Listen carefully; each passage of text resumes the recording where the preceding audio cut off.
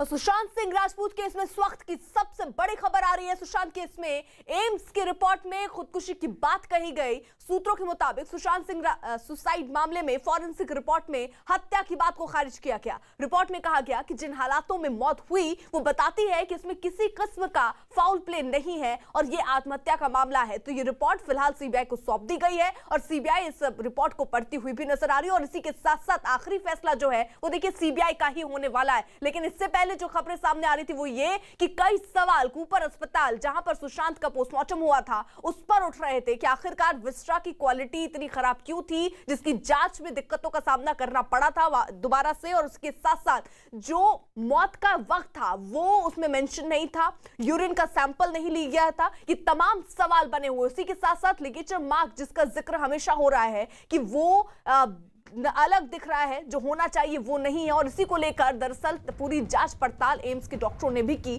फिलहाल रिपोर्ट जो है वो सामने आ चुकी है और इस रिपोर्ट को सौंप दिया गया है। लेकिन ये जो सवाल है वो अभी भी वैसे ही बने हुए हैं कि आखिरकार ये सारी चीजें किस तरफ इशारा कर रही हैं। रिपोर्ट में ये भी कहा गया है कि जिन हालातों में मौत हुई वो बताती है कि इसमें किसी किस्म का फाउल प्ले नहीं है और ये आत्महत्या का मामला है। तो जो एम्स की रिपोर्ट है उसमें फिलहाल जो जानकारी मिल रही है ये आत्महत्या की बात कही गई है। मर्डर की थ्योरी को उसमें नकार दिया गया है। फिलहाल ये जो रिपोर्ट है वो सीबीआई को सौंप दिया गया। सीबीआई बहुत ही बेसब्री से रिपोर्ट का जो है इंतजार भी कर रही थी क्योंकि अब इसी के बाद आगे तय होगा और आखिरी फैसला भी सीबीआई को ही लेना है कि इस पर सीबीआई क्या कहती है। आशीष हमारे साथ, हमारे सहयोगी इस वक्त जुड़े हुए हैं। आशीष, यानी देखिए आखिरी फैसला तो सीबीआई का, वो कब तक आ सकता है क्योंकि नजर उसी पर है अब? जी, आगे की का जो फैसला है वो इस पूरी रिपोर्ट को पढ़ने के बाद जो रिकमेंडेशंस आई हैं उसके आधार पर आगे अगले कुछ दिनों में, यानी अगर कहा जाए कि सोमवार या अगले हफ्ते के मंगलवार तक जो है इसके बारे में जो है पूरी तरह से ये तय कर लिया जाएगा कि सीबीआई आगे की इन्वेस्टिगेशन किस दिशा में करेगी। क्योंकि सबसे पहले अहम सवाल यही था, लिगेचर मार्क जिस तरह से गले पे फंदा लगा हुआ था, राउंड नेक या फिर वी नेक, इन सब चीज़ों को लेकर, इसके अलावा जो चोट लगी हुई थी उन चोटों को लेकर, आंखों के पलकों का खुला होना, या फिर इसके बाद कूपर हॉस्पिटल की जो रिपोर्ट्स थी, विस्रा रिपोर्ट को के बारे में जो है जिस तरह से कहा गया हुआ था कि वो ठीक ढंग से प्रिजर्व नहीं किए गए थे। इसके अलावा यूरिन सैंपल को लेकर सवाल, ये सारी चीजें कई खामियों के साथ होते हुए एम्स तक के फॉरेंसिक एक्सपर्ट तक पहुंची थी। लिहाजा अब जो रिपोर्ट आई है तो उसमें ऑब्जर्वेशंस उन्हीं के आधार पर किया गया है। अब ऐसे में उस रिपोर्ट को पढ़ने के बाद जो है आखिरकार या रिसर्च करने के बाद आखिरकार सीबीआई किस दिशा में इन्वेस्टिगेट करना है वो तय करने वाली है। लिहाजा एक तरह से कहा जाए कि पहले जो कहा जा रहा था कि ये आत्महत्या और हत्या के बीच में उलझी हुई कड़ी थी वो सुलझ चुकी है। अब इन्वेस्टिगेशन की दिशा तय होगी कि आखिरकार आत्महत्या के पीछे की असल वजहें क्या थी। लेकिन आशीष, वो सवाल क्या उनके जवाब भी उस रिपोर्ट में होंगे जो सोशल मीडिया पर लोगों के मन में सुशांत की मौत के बाद से ही उठ रहे थे, जिसमें ये सवाल, देखिए सवाल ये था कि क्या जहर दिया गया, जिसको अभी फिलहाल एम्स की रिपोर्ट जो आई है सामने उसको खारिज कर दिया गया। लेकिन जब यूरिन सैंपल ही नहीं लिया गया, जब विस्ट्रा की क्वालिटी ही खराब है, तो आप इसको कैसे बता पाएंगे कि जहर था या नहीं था? जी, सबसे अहम बात यह है कि एम्स की फॉरेंसिक एक्सपर्ट्स की जो टीम लगाई गई थी सीबीआई के पास, सीबीआई की, वो एक ऐसे फॉरेंसिक टीम और जो मशीनरी थी वो जो है स्पेशली जो है इस्तेमाल की गई थी, जो कहीं अमेरिका में खासतौर पर फॉरेंसिक एक्सपर्ट्स के फॉरेंसिक के लिए जो है इस्तेमाल की जाती है। ऐसे में अगर क्वालिटी जो है वो कहीं डिस्टर्ब भी हुई होती है या फिर उसे प्रिजर्व भी ढंग से नहीं किया जाता है तो एक अनुमान के तौर पे जो है उसकी जानकारी खंगाली जा सकती है, एक जानकारी निकाली जा सकती है कि ऐसी संभावनाएं हैं।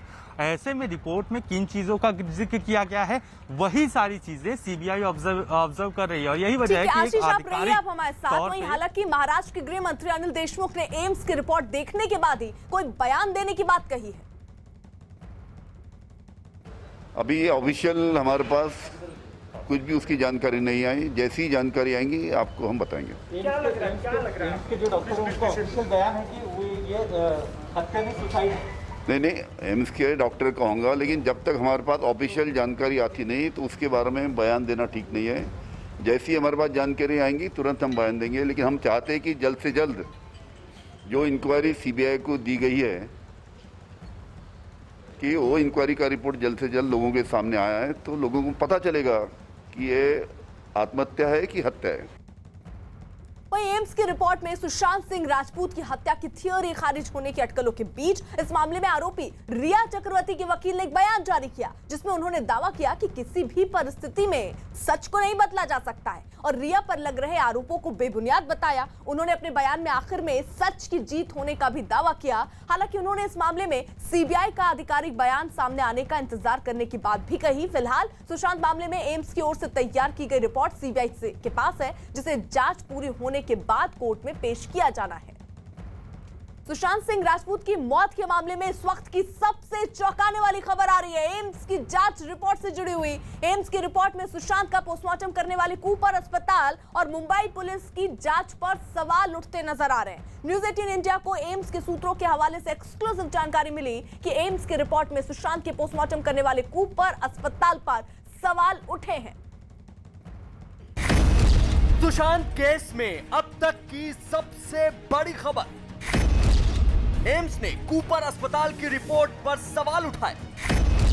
विसरा को ठीक से नहीं रखने का आरोप, सुशांत का यूरिन सैंपल नहीं लेने पर सवाल, मुंबई पुलिस कूपर अस्पताल की जांच पर सवाल। सुशांत सिंह राजपूत की मौत के मामले में सबसे बड़ी खबर आ रही है। सीबीआई को सौंपी गई एम्स की जांच रिपोर्ट से जुड़ी हुई है यह खबर। सीबीआई सूत्रों के मुताबिक एम्स की रिपोर्ट में सुशांत के शरीर में जहर के संकेत नहीं मिले हैं, लेकिन इसमें बहुत कुछ विसरा की क्वालिटी पर निर्भर करता है। सीबीआई सूत्रों के मुताबिक फॉरेंसिक टीम को जो 20% विसरा मुहैया करवाया गया था, उसको ठीक से संभाल कर नहीं रखा गया था। इसका मतलब यह कि सीबीआई विसरा पर सवाल खड़े कर रही है जो उन्हें मुंबई पुलिस से मिला। इसलिए सवाल खड़े कर रहे हैं सीबीआई, क्योंकि जो एम्स की जो फॉरेंसिक टीम है उनका कहना है कि अगर सुशांत ने कोई नशीला पदार्थ लिया था या फिर ड्रग्स या कोई उसे कुछ दिया गया था, तो यूरिन सैंपल में एग्जैक्ट अमाउंट पता चलती है कि आखिरकार उसने किस मात्रा में ये लिया है। ब्लड सैंपल में एग्जैक्ट मात्रा नहीं पता चलती है। इसी को लेकर अब सवाल खड़े हो रहे हैं कि यूरिन सैंपल अस्पताल ने क्यों नहीं लिया। हालांकि सुशांत के शरीर में जहर नहीं मिला है, लेकिन एम्स ने यूरिन सैंपल नहीं लिए जाने पर मुंबई पुलिस और बीएमसी अस्पताल पर सवालिया निशान लगा दिए। सुशांत की मौत के बाद मुंबई पुलिस और बीएमसी अस्पताल ने उनका यूरिन सैंपल नहीं लिया था, जबकि यूरिन सैंपल से ही शरीर में ड्रग्स होने का पता चलता है। इस पर मुंबई पुलिस का कहना है कि ज्यादातर मामलों में यूरिन सैंपल नहीं लिए जाते, जबकि सुशांत के मामले में कूपर अस्पताल ने चुप्पी साध ली है। न्यूज़ 18 को मिली एक्सक्लूसिव जानकारी के मुताबिक एम्स की टीम ने सुशांत के शरीर में जहर की जांच के लिए उनकी विसरा और ऑटोप्सी रिपोर्ट की जांच की। सीबीआई अब इस रिपोर्ट की जांच कर रही है। माना जा रहा है कि सीबीआई अब इस रिपोर्ट को अपने पास पहले से मौजूद सबूतों के साथ मिलाकर असलियत तक पहुंचने की कोशिश करेगी। इस रिपोर्ट को देखने के बाद ही सीबीआई भी सुशांत केस में अपना अंतिम फैसला लेगी और इसी के बाद तय होगा कि सुशांत सिंह राजपूत ने आत्महत्या की थी या फिर उनकी हत्या हुई थी। सीबीआई पहले ही साफ कर चुकी है कि वो सुशांत केस की हर एंगल से जांच कर रही है। जैसे ही एम्स की रिपोर्ट के बारे में जानकारी सामने आई, हमने सीधा जो कूपर अस्पताल के डीन हैं पिनाकिन गुर्जर, उनसे संपर्क किया और इस मामले में उनकी प्रतिक्रिया लेनी चाहिए, लेकिन साफ तौर पर उन्होंने मना कर दिया। उनका कहना था कि इस मामले में कोई उन्हें कमेंट नहीं करना है। एम्स की जो मेडिकल टीम है वो जब मुंबई आएगी, उनसे मिलेगी, तब उनके सवालों का जवाब वो देंगे। लेकिन एक जानकारी, जब इस पूरे मामले में सीबीआई की एंट्री हुई थी, तभी से ही जो है कूपर अस्पताल पर सवाल खड़े होने लगे थे। सीबीआई की टीम हर दूसरे दिन कूपर अस्पताल जाती थी, पोस्टमार्टम करने वाले डॉक्टरों से सवाल करती थी। वैसे अब तक की जांच में एम्स की रिपोर्ट सीबीआई से अलग नहीं है और सुशांत का पोस्टमार्टम करने वाले कूपर अस्पताल के जांच के तरीके पर भी सवाल उठ रहे हैं। सुशांत मामले में सबसे चौंकाने वाली खबर, पोस्टमार्टम करने वाले कूपर अस्पताल को क्लीन चिट नहीं, कूपर अस्पताल पर लापरवाही बरतने का आरोप, सुशांत की मौत का समय नहीं बताने पर सवाल। इससे पहले सुशांत के पिता के वकील विकास सिंह ने सुशांत की गला दबाकर हत्या करने का दावा किया था और अब जब एम्स की रिपोर्ट सामने आ गई है तो हर किसी की नजर सीबीआई के अगले कदम पर जाकर टिक गई है, जो नए सबूतों और पुरानी रिपोर्ट्स का मिलान करके अपनी जांच की तरफ आगे बढ़ेगी।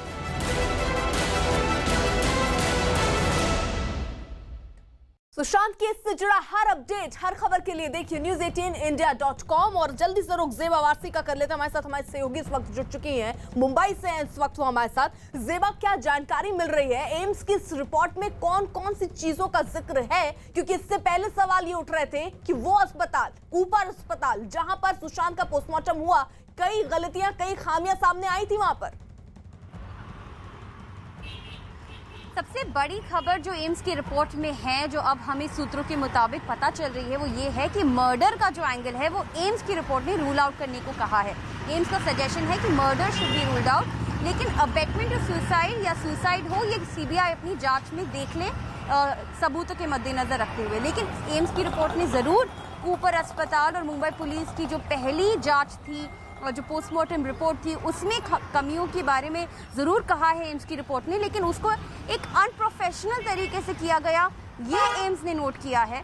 लेकिन बड़ी खबर ये ज़रूर है कि एम्स की रिपोर्ट के हिसाब से मर्डर एंगल प्रोब नहीं किया जाएगा। जेबा रही हमारे साथ। इस बीच सीबीआई ने एम्स की रिपोर्ट मिलने की बात कही है और सीबीआई सूत्रों के मुताबिक सुशांत केस में वो एम्स की रिपोर्ट को पढ़ रही है। सीबीआई के मुताबिक एम्स की रिपोर्ट में सुशांत केस की जांच में काफी मदद मिलेगी। सीबीआई के सूत्रों के मुताबिक एम्स की रिपोर्ट में पिछली जांच एजेंसी और अस्पताल पर सवाल उठाए गए हैं। यानी आशीष, सवाल अभी भी कूपर अस्पताल पर और वहां जो जांच हुई उस पर। जी बिल्कुल, कहीं ना कहीं कूपर अस्पताल जो है संदेह के घेरे में जरूर आ रहा है। एम्स के ने सवाल उठाए हैं और सबसे अहम बात यह है कि 5 डॉक्टरों की कूपर हॉस्पिटल की टीम ने सुशांत सिंह राजपूत का पोस्टमार्टम किया था। ये 5 डॉक्टर स्पेशलिस्ट थे, तभी इन्हीं के जो है इस केस की संजीदगी को देखते हुए 5 डॉक्टरों की टीम ने पोस्टमार्टम किया हुआ था। लेकिन जब विसरा का जो सैंपल है उसको प्रिजर्व सही तरीके से न रखा जाना, यूरिन सैंपल जो है वो न कलेक्ट करना, क्योंकि यूरिन सैंपल अगर मौजूद होता तो ऐसे में ये भी पता चल सकता था कि अगर सुशांत सिंह राजपूत को आखिरी वक्त में ड्रग्स का डोज दिया गया है तो बॉडी में वो ड्रग्स की क्वांटिटी कितनी है, किस जो है सर्कमस्टेंसेस में जो है उन्होंने आत्महत्या की है। लेकिन वो भी सैंपल कलेक्ट नहीं किए गए। साथ ही साथ विसरा रिपोर्ट को लेकर सवाल, ये सारी चीजें ऐसी थी जिसका कोई भी जवाब कूपर अस्पताल के डॉक्टरों की तरफ से सही पुख्ता तौर पर नहीं बताया गया। और इसके अलावा जो एटॉप्सी रिपोर्ट थी, वो एटॉप्सी रिपोर्ट को भी लेकर कहीं ना कहीं कई सवाल पूछे गए थे। ऐसे में गले पे जो मार्क थे उनको लेकर संदेह बना हुआ था। उसको लेकर जो है लगातार जो सीबीआई की फॉरेंसिक टीम थी उसने पूछताछ की थी और बातचीत की थी, डॉक्टरों से जानना चाहा था कि आखिरकार ऐसे बिल्कुल आशीष, लेकिन तमाम सवाल हैं और इन तमाम सवालों के जवाब ही दरअसल देश जानना चाह रहा है। और आखिरी फैसला देखिए सीबीआई का होगा, उसी का इंतजार भी है। 14 जून यानी वो तारीख जिस दिन सुशांत सिंह राजपूत का शव उनके कमरे में मिला था। 14 जून को सुशांत के फ्लैट नंबर 601 में क्या हुआ था, इसको लेकर कई कहानियां हैं। सीबीआई की जांच का केंद्र भी वही फ्लैट नंबर 601 ही है और सुराग हासिल करने के लिए क्राइम सीन को रिक्रिएट भी किया गया। अब हम सुशांत के फ्लैट की 14 जून की कहानी उस शख्स की जुबानी सुनाते हैं जिसने सबसे पहले सुशांत के शव को देखा, जिसने पुलिस को बुलाया, जिसने सुशांत की बहन मीतू को जानकारी दी। उस शख्स का नाम है सिद्धार्थ पिठानी। हम जो भी कहानी बताने जा रहे हैं ये उस बयान के मुताबिक है जो सिद्धार्थ ने सीबीआई को दिया है।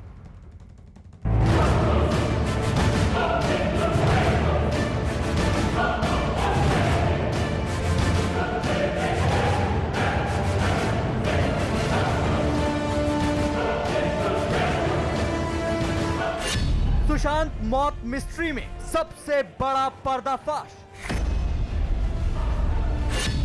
सामने आने वाली है सबसे बड़ी हकीकत। 14 जून के दिन सुशांत के फ्लैट की असली तस्वीर। आज सामने आएगा एक दबा हुआ सच।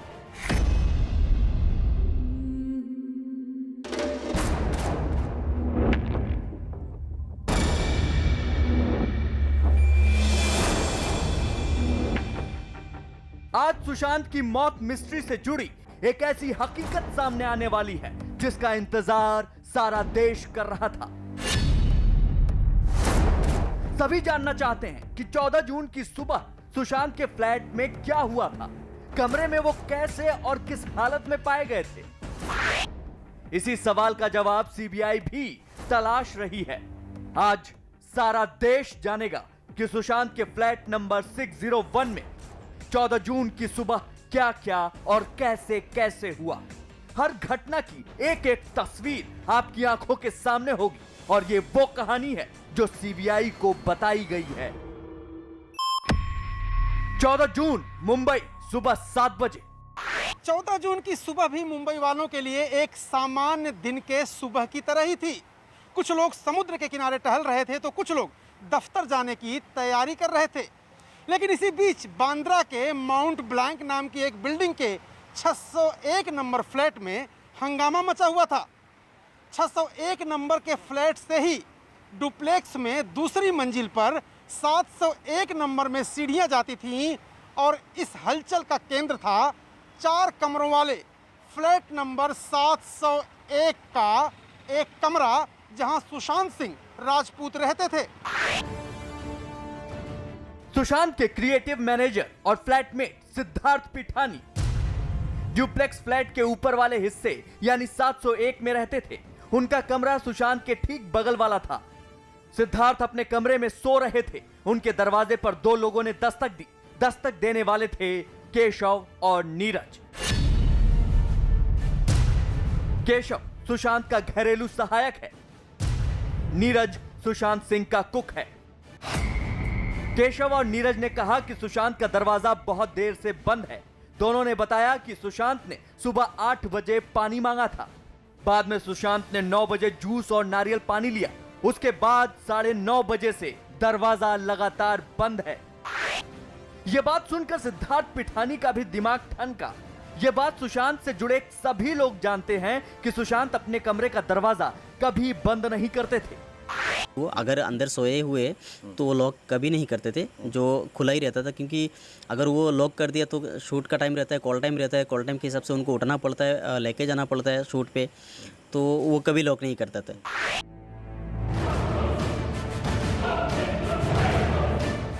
सिद्धार्थ पिठानी के मुताबिक सुशांत के कमरे का दरवाजा तभी बंद होता था जब रिया सुशांत के कमरे में होती थी, लेकिन रिया तो 8 जून से ही उस फ्लैट में नहीं थी।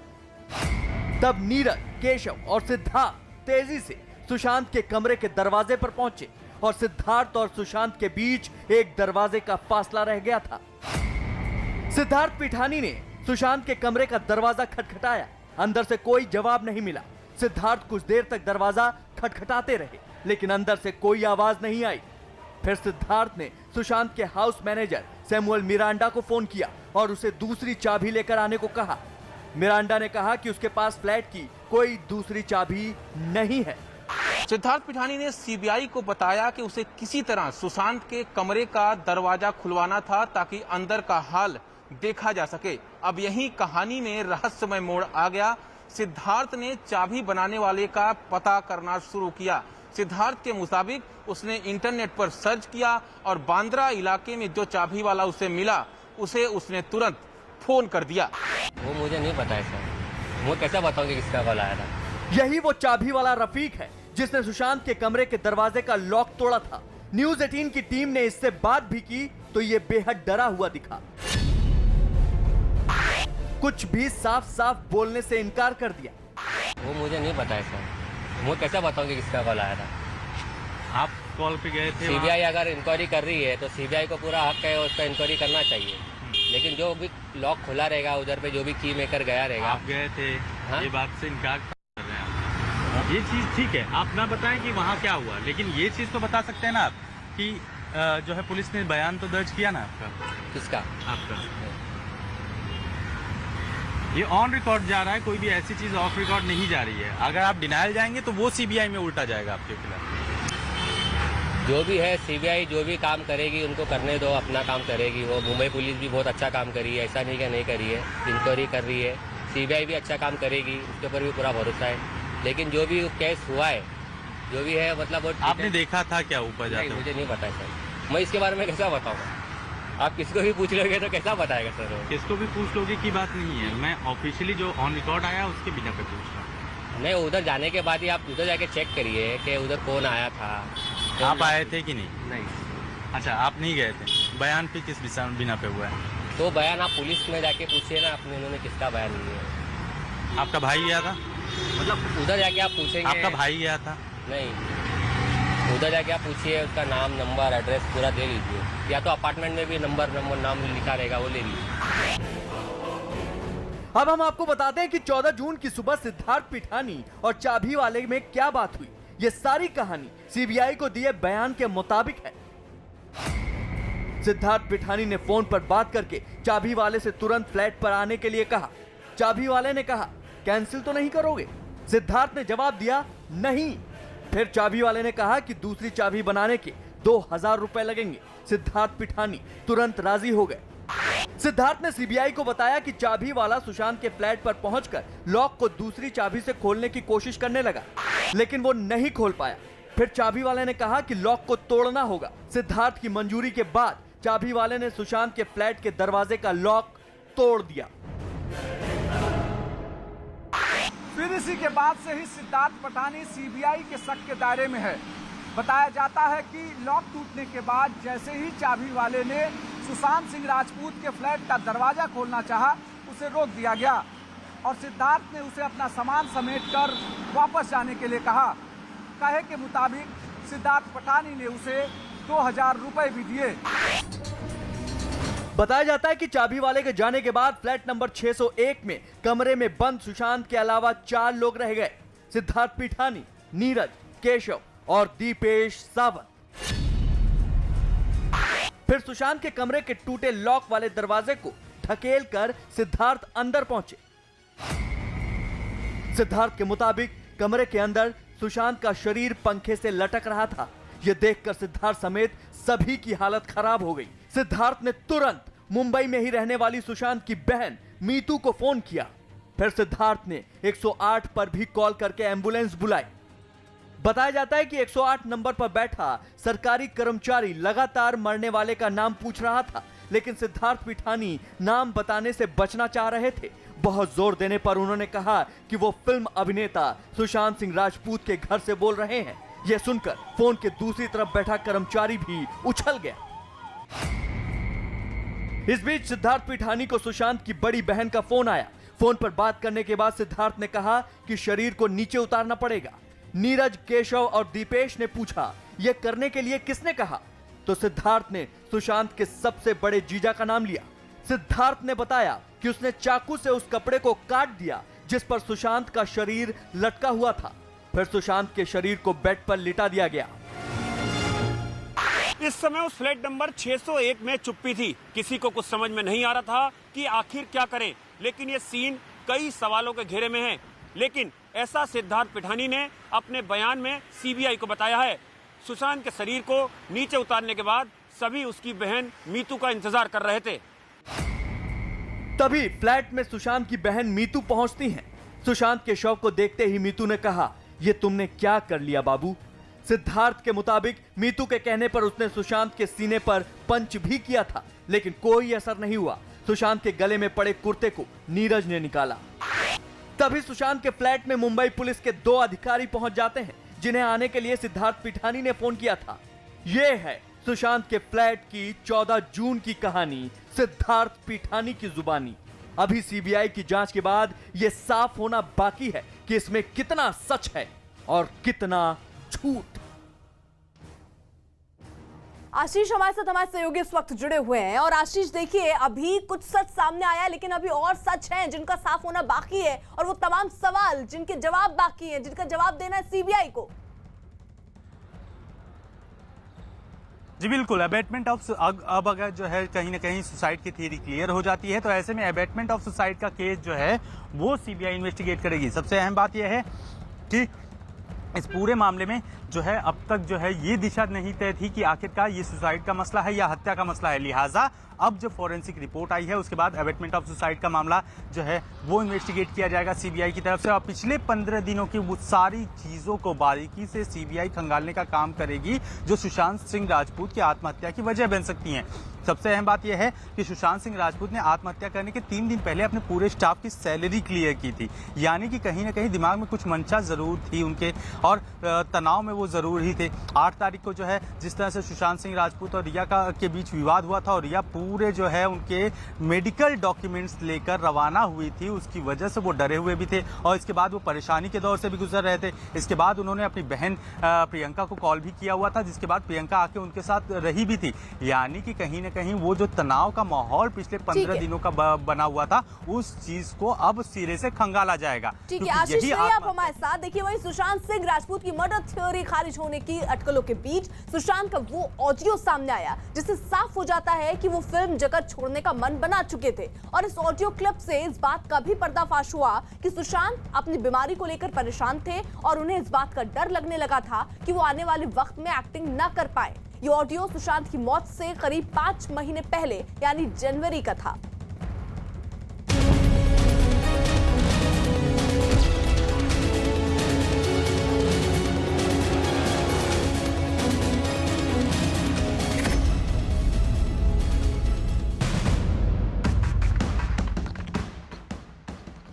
सुशांत सिंह राजपूत केस की जांच का दायरा बहुत बड़ा हो चुका है। ईडी यानी प्रवर्तन निदेशालय इस केस की जांच मनी लॉन्ड्रिंग एंगल से भी कर रहा है। सीबीआई यानी central bureau of investigation Sushant की मौत की असल वजह का पता लगाने की कोशिश कर रही है और एनसीबी यानी नारकोटिक्स कंट्रोल ब्यूरो इस केस में आए ड्रग्स के पेच को सुलझाने की कोशिश कर रही है। अपनी तफ्तीश के दौरान तीनों ही एजेंसियों ने इस केस में काफी जानकारियां इकट्ठा कर ली हैं, लेकिन फिर भी सुशांत सिंह राजपूत केस में हर दिन कोई न कोई राज बाहर आ रहा है। 29 अगस्त को भी सुशांत से जुड़ा 36 मिनट का एक ऑडियो क्लिप सामने आ गया।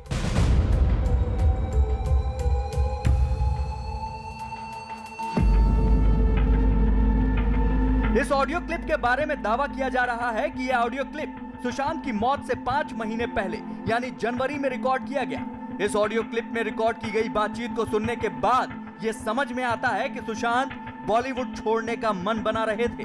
इसके साथ ही वो भविष्य की प्लानिंग कर रहे थे। इस ऑडियो क्लिप में सुशांत के अलावा रिया चक्रवर्ती, उनके पिता इंद्रजीत चक्रवर्ती और उनके कुछ फाइनेंशियल सलाहकारों की आवाज साफ सुनाई दे रही है।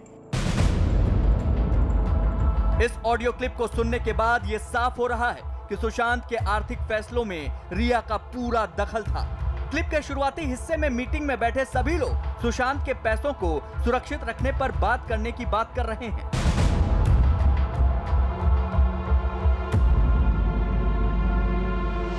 I have a question. Now, for example, if we have, say, 10 rupees that has to go in this trust, and suppose you want to make an FD or a mutual fund of it, that still the trustees can. The trustees will decide what is best. Will decide what is best to be done. Which has a better return rate and which less risky. And you can define all that. It can be a simple or a huge document, as critical as complicated. But see, this is the worst case scenario. Yeah. I personally. I also personally feel like we can come to this conclusion after a month. Yeah, and my bigger concern is this, that honestly at this point of time, any contract that is being arrived at is going to be null and void. Right. He's not. A true legal definition is that you're not in a sound state of mind. Correct. So whatever we contract today is null and void. And that's my biggest concern. Fair enough. So before that, I feel that setting up a trust is done in far more extreme situations. I know for us, Sushant, this is critical. I understand what state of mind you are in, but believe you me that this is still not a situation where we would set up a trust. इस audio clip से इतना तो साफ है कि सुशांत सिंह आने वाले दिनों में हिंदी फिल्मों को छोड़ना चाहते थे और अपने पैसे से एक ट्रस्ट खोलना चाहते थे। वहीं रिया ये जानना चाहती थी कि इस ट्रस्ट में ट्रस्टी का अधिकार पैसे को फैसले लेने का कितना है। वहीं इस ऑडियो क्लिप के दूसरे हिस्से में सुशांत सिंह अपनी बीमारी की बात कहते हुए कहते हैं कि शायद आने वाले दिनों में वो एक्टिंग ना कर पाएं और इसी डर से शायद वो अपना भविष्य सुरक्षित करना चाहते थे। That part is the easier part. We'll have the banker come in and he'll do that asset management. Still in charge. A few months later also, and I'm pretty sure we're all confident that you are going to bounce out of this state of mind in a few months, if not sooner. So you still have full control at that stage, right? Correct. I'm just saying that we have seen cases where it has always been a part of the lifestyle. This bipolar. So in that state, I don't think acting is something that I would be able to do. Number one. Number two, I don't still know which other economic structure I can get into. So in some sort of a way, I mean, like, it's 50-50. It's not that we can be confident that I can come back and... But Daddy, let us decide. You're deciding all this for yourself. No, Let us decide something. All the doctors and everything that we have been discussing this last 2 months. इस audio clip को सुनने के बाद इतना तो साफ हो जाता है कि सुशांत सिंह अपनी बीमारी और पैसों को लेकर काफी चिंतित थे। वहीं इस ऑडियो क्लिप को सुनने के बाद ये बात भी सामने आती है कि सुशांत सिंह की जिंदगी के निजी और पैसों के फैसले लेने में भी रिया चक्रवर्ती का काफी दखल था। यही वजह है कि सुशांत के परिवार ने रिया पर सुशांत के 15 करोड़ रुपए हड़पने का आरोप लगाया है। सुशांत के परिवार को शक है कि रिया चक्रवर्ती ने सुशांत के पैसे कहीं इन्वेस्ट करा रखे हैं और उसके बारे में सिर्फ और सिर्फ रिया चक्रवर्ती ही जानती है। Correct. So this is the first goal is this money. Like whatever money he has, invested in a way that he gets some returns. So that I know that this is the amount. This is the amount he's getting every month, and he can plan accordingly to give up this house. I don't mind going to a green, secluded place like Goa or Pavna. You were quite happy whenever you've gone to Pavna, I remember. So we're there for days till I was like, what is going on? So that's just Whatever is going to give you peace of mind. So the attempt is now that in 1 or 2 days we go to Pavna and set him up there and see how he feels in a couple of days. Okay. Once he's certain after a month, okay, I'm peaceful here. I want to be here mostly. Decide if you should. Then we can start talking about getting rid of this house and speaking to the owner. Yeah, we can have the plan of, I think, how to invest and everything. Okay, yeah, that's the easier part. That will close in a day or two. Given to me. If you can give him an idea of how much money he can get every month from Well, returns. ballpark, I give you a number of 5 lakhs a month. You'll be able to get that. Yeah, that's a ballpark number. That's beyond that would be difficult. On an investment of? I mean, what will be the return? Well, we are taking just not even 9 to 12% per annum. Okay. And after taxes, you'll be left with 5 lakhs a month. Okay. So we about could have a higher rate of return when the risk increases. Yeah. you are the boss. So that one. No, what I was asking is, so the corpus invested for that will be about Around 6 or so. Correct.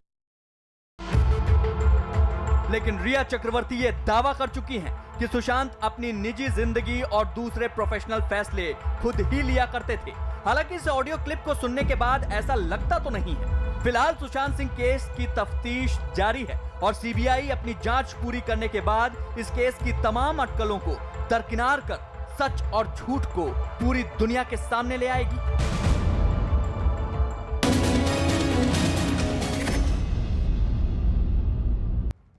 और एक बार फिर सुनते हैं AIIMS की report पर महाराष्ट्र के गृह मंत्री अनिल देशमुख का क्या कहना है।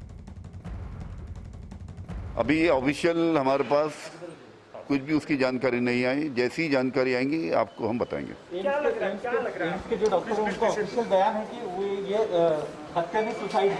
नहीं, एम्स के डॉक्टर कहूँगा, लेकिन जब तक हमारे पास ऑफिशियल जानकारी आती नहीं तो उसके बारे में बयान देना ठीक नहीं है। जैसी हमारे पास जानकारी आएंगी तुरंत हम बयान देंगे। लेकिन हम चाहते हैं कि जल्द से जल्द जो इंक्वायरी सीबीआई को दी गई है कि वो इंक्वायरी का रिपोर्ट जल्द से जल्द लोगों के सामने आया है तो लोगों को पता चलेगा कि ये आत्महत्या है कि हत्या है। सुशांत केस से जुड़ा हर अपडेट, हर खबर के लिए देखिए news18india.com। और इसी के साथ साथ आपको बता दें जो बड़ी खबर इस वक्त निकलकर सामने आ रही है वो ये कि जो एम्स की रिपोर्ट सामने आई है जो सौंप दी गई है सीबीआई को, उसमें खुदकुशी की बात कही जा रही है, यानी मर्डर की थ्योरी से फिलहाल इनकार किया गया है। सीबीआई के पास अब ये रिपोर्ट है, सीबीआई इसका गहन अध्ययन कर रही है, उसके बाद ही आखिरी फैसला सीबीआई का होगा। सीबीआई क्योंकि जगह पर पहुंची थी, बांद्रा वाले घर पर रिक्रिएशन वहां पर किया गया था, उसमें सीबीआई ने क्या क्या पाया, और साथ ही साथ सीबीआई बहुत ही बेसब्री से इस रिपोर्ट का इंतजार भी कर रही थी जो एम्स की डॉक्टरों ने सौंपी है। तो फिलहाल ये रिपोर्ट अब सीबीआई के हाथों में है और उसी के साथ साथ सीबीआई ने अपनी जांच भी की है, और सभी को जोड़ते हुए अब क्या फैसला सीबीआई का आने वाले दिनों में दिखता है ये देखना होगा। लेकिन कई सवाल यहाँ पर कूपर अस्पताल पर उठ रहे हैं, वो अस्पताल जिसने सुशांत का पोस्टमार्टम किया था, जहां पर 5 डॉक्टर थे, उन डॉक्टरों पर सवाल उठ रहे हैं क्योंकि वहां पर यूरिन सैंपल नहीं लिया गया। विस्टा जिस क्वालिटी में एम्स के डॉक्टरों को मिला वो भी बताया जा रहा है बहुत खराब हालत में था। वहीं सुशांत सिंह राजपूत की मौत के मामले में इस वक्त की सबसे चौंकाने वाली खबर आ रही है, एम्स की जांच से रिपोर्ट से जुड़ी हुई ये बड़ी खबर। एम्स की रिपोर्ट में सुशांत का पोस्टमार्टम करने वाले कूपर अस्पताल और मुंबई पुलिस की जांच पर सवाल उठते नजर आ रहे हैं। न्यूज 18 इंडिया को एम्स के सूत्रों के हवाले से एक्सक्लूसिव जानकारी मिली कि एम्स की रिपोर्ट में सुशांत के पोस्टमार्टम करने वाले कूपर अस्पताल पर सवाल उठे हैं। सुशांत केस में अब तक की सबसे बड़ी खबर, एम्स ने कूपर अस्पताल की रिपोर्ट पर सवाल उठाए। विसरा को ठीक से नहीं रखने का आरोप, सुशांत का यूरिन सैंपल नहीं लेने पर सवाल, मुंबई पुलिस कूपर अस्पताल की जांच पर सवाल। सुशांत सिंह राजपूत की मौत के मामले में सबसे बड़ी खबर आ रही है, सीबीआई को सौंपी गई एम्स की जांच रिपोर्ट से जुड़ी हुई है यह खबर। सीबीआई सूत्रों के मुताबिक एम्स की रिपोर्ट में सुशांत के शरीर में जहर के संकेत नहीं मिले हैं, लेकिन इसमें बहुत कुछ विसरा की क्वालिटी पर निर्भर करता है।